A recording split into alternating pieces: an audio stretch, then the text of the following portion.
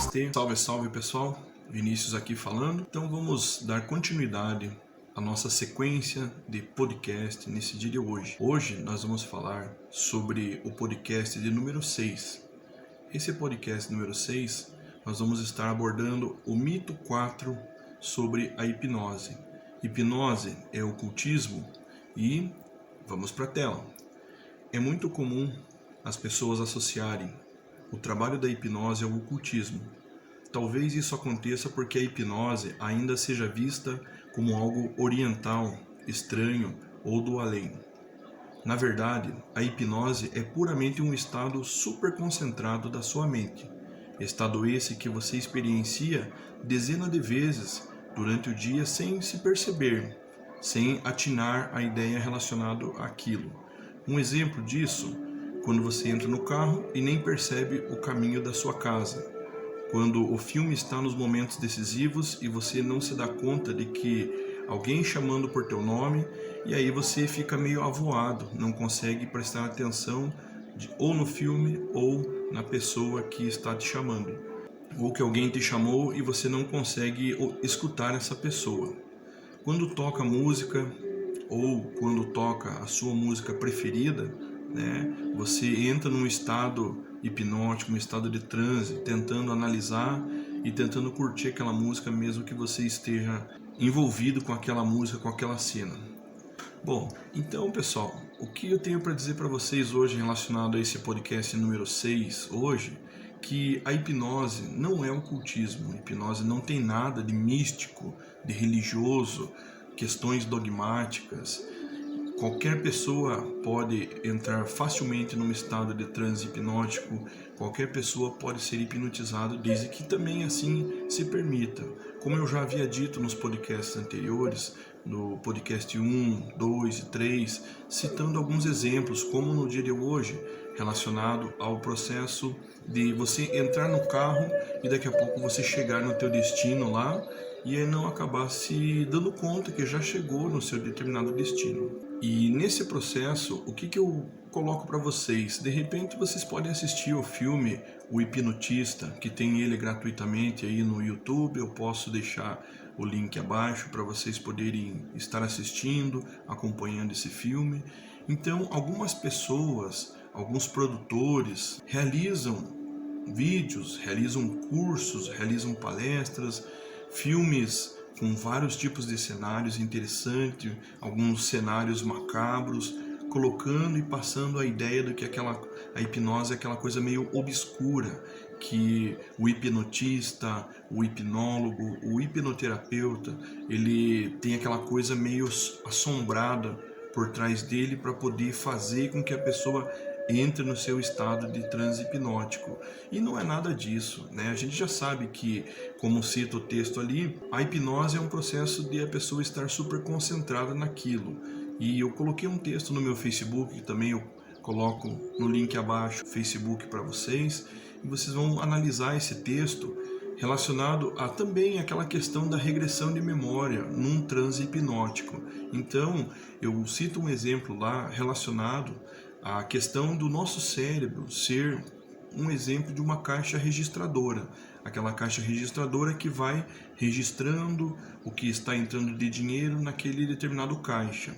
E depois que tira esse dinheiro do caixa, é possível lá na segunda-feira, vamos supor que aconteceu isso na sexta-feira, lá na segunda-feira, na terça-feira, a pessoa fazer uma análise do dinheiro que entrou naquele determinado caixa, para ver se não teve nenhum tipo de furo, nada de algo assim anormal. Então, ou seja, é a mesma coisa o nosso estado do subconsciente e consciente. Então, quando eu estou acessando informações no meu processo mental, numa regressão de memória, não é que eu vou estar revivendo e vivenciando de novo toda aquela experiência, mas eu tenho uma lembrança daquele trauma, daquela angústia que foi passado há anos atrás, lá com 5, 10, 15 anos de idade, e eu consigo analisar essa memória, aquela cena que aconteceu, aquele evento que de repente pode ter marcado de forma muito negativa o meu mental ou de forma muito positiva o meu mental. E se você fizer um exercício simples e rápido aqui agora comigo, aonde você pode se permitir fechar os olhos, fecha os olhos e tenta imaginar um momento de alegria na tua vida.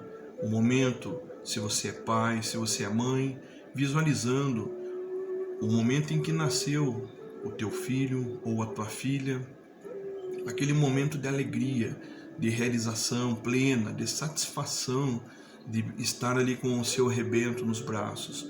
E você vai perceber que todo o enredo, todo o contexto, ele vai estar marcado por N variáveis daquele local, daquele momento. A maternidade, as pessoas, a enfermeira, o médico, o pediatra, enfim, toda a equipe que esteve envolvida nesse processo do parto, você vai lembrar com total certeza. E aí a gente pode fazer um adendo relacionado também à questão do aroma, do cheiro. Então vamos imaginar que naquele local estava com um cheiro específico, algum tipo de perfume, alguma essência. Sente o quão parecido com aquele local te traz memórias positivas, te traz coisas boas. E com isso você acaba ficando calmo, tranquilo, alegre e muito para cima. Mas também nós temos aí situações que não foram muito positivas, que aconteceram ao longo da nossa caminhada, da nossa jornada. Então, se você novamente fizer esse exercício de fechar os olhos e tentar lembrar de algo que não aconteceu de forma muito positiva, por exemplo, uma frustração num concurso público, você efetuou o pagamento da inscrição, você fez um cursinho, você se dedicou para estudar para aquele concurso e de repente chega o dia do resultado, você não conseguiu o êxito, não passou nesse concurso. É uma prova da OAB, onde você se dedicou, fez cursinhos, varou a noite estudando e de repente, por algum motivo, alguma carga d'água, você não conseguiu obter o êxito e isso te gera frustração. E agora vamos imaginar você, meu irmão, minha irmã, que está assistindo esse vídeo nesse momento, fazendo toda essa análise aqui comigo, de forma muito tranquila, de forma muito calma. Então, a partir desse processo, você acaba sentindo uma impotência. Será que eu vou conseguir passar numa nova prova? Será que eu vou conseguir passar num novo concurso? E isso vai gerar o que no teu estado mental? Vai gerar a insegurança. Será que eu vou investir de novo, vou pagar essa matrícula, vou pagar a inscrição nesse concurso? E será? E aí você fica naquela coisa da frustração. E de repente tudo isso começa a trabalhar de forma contrária na tua vida, aonde você começa a se sentir impotente, incapaz e traz o processo da insegurança. E gerando a insegurança também vem a ansiedade. Vem N coisas na tua mente que vai te trazer ansiedade sempre que falar em concurso, uma prova. De repente você tem que fazer uma prova no Detran, uma prova prática no Detran, e você domina toda a técnica de dirigir um veículo, mas chega na hora te dá um congelamento, você não consegue, você trava. O que é isso daí? São situações que a mente está desenvolvendo através de todas essas memórias e de todas essas etapas que vão ocorrendo e acontecendo com você, ou acontecendo comigo, ou com qualquer pessoa nesse mundo. Nós podemos trabalhar esse processo com a hipnose clínica para desensibilizar, destravar tudo isso e ressignificar essas memórias que estão de forma traumática dentro da tua mente, dentro do teu contexto do convívio social. Com esse processo aí do mito 4, nós podemos analisar que a hipnose não tem nada de ocultismo. Então eu volto a dizer para vocês, a hipnose não tem nada de ocultismo, não tem nada de mágico, não tem nada de magia. É simplesmente um processo natural da nossa mente. Eu trago para vocês, no próximo podcast, a gente vai estar falando um pouco mais sobre esses mitos relacionado à questão do eu sou hipnotizável. Então, com todo esse processo que foi desenvolvido nesse pequeno podcast de hoje, eu já convido você também a se inscrever no canal, dar um joinha e compartilhar com mais pessoas que você conheça e queira compartilhar essa informação, esses esclarecimentos de forma sucinta, clara, objetiva, sem dogmas, sem qualquer tipo de conexão com o ocultismo, com magia, com bruxaria, porque a hipnose clínica não é nada disso. Como eu volto a dizer novamente, é um processo natural da nossa mente, do nosso estado consciente, subconsciente. Namastê, gratidão.